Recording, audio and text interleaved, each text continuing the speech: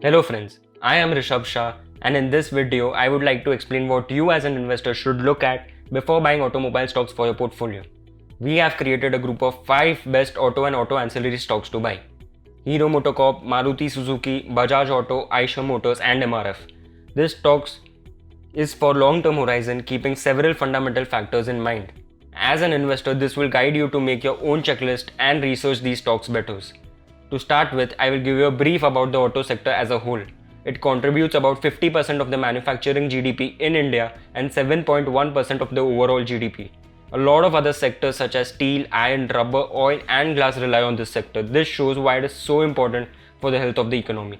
India is the fourth largest automobile market for vehicle sales, and yet car penetration in India is currently only 28 per 1000 inhabitants, which is already 180 in China and over 800 in the US. This lays out a huge runway for the sector over a long term. Also, before picking up auto stocks, it is very important to understand the cyclical nature of this industry, which means during an economic boom, automakers will be able to grow their volumes at a very high rate, whereas the volumes will suffer during an economic downturn. You as an investor should ideally pick up these stocks right at the bottom of its down cycle. As soon as you see signs of improvement in growth, you should invest so you make hefty returns in the turnaround. Now, let's look at the other company specific factors. The top line refers to a company's revenue, while the bottom line is a company's net income.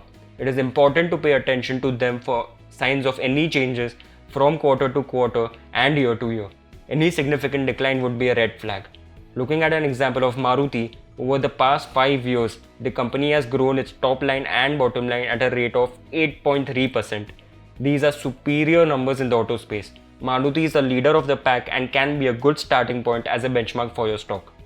For OEMs, it is also important to see the volume in terms of number of units sold and its growth. Companies disclose their volume numbers on a monthly basis, therefore market participants can track the monthly volume trends.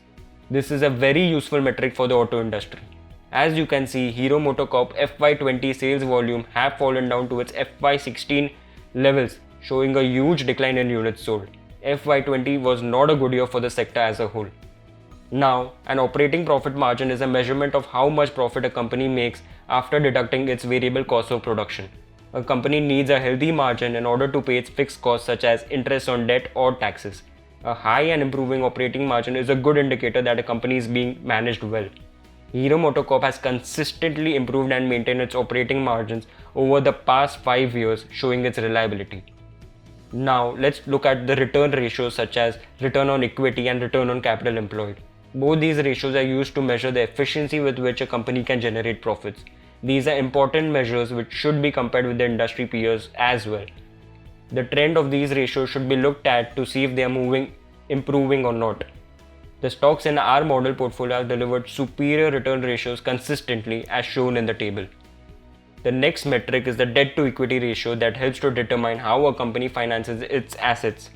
Too much debt can pose a risk to a company if they don't have the earnings or cash flow to meet its debt obligations. All the stocks in our model portfolio are net debt free.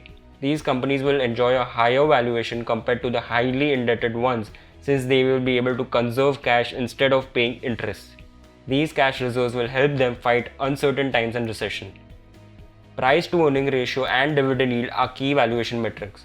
PE ratio is a useful measure of whether a stock is overpriced, fairly priced or underpriced relative to a company's money making potential.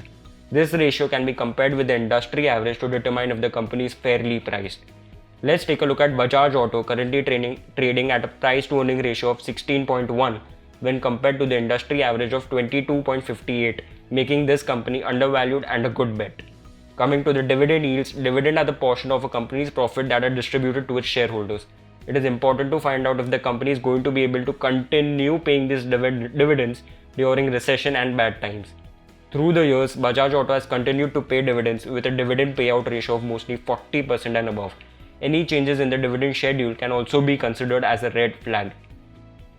Over the last few years, evolving customer needs, disruptive impact of technology, and major regulatory reforms have gained center stage in the automotive ecosystem.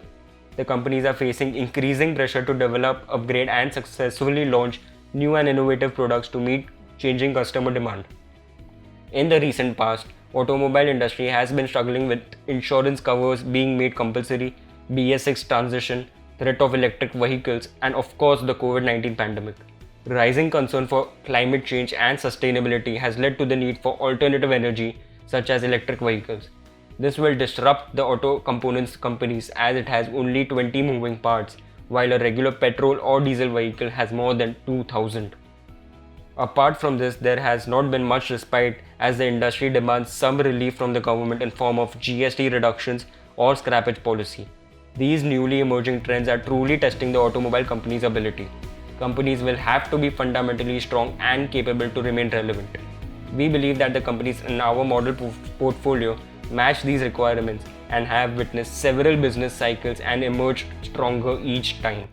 These companies have adapted and overcome several technological disruptions and can be counted on to continue doing so in the future.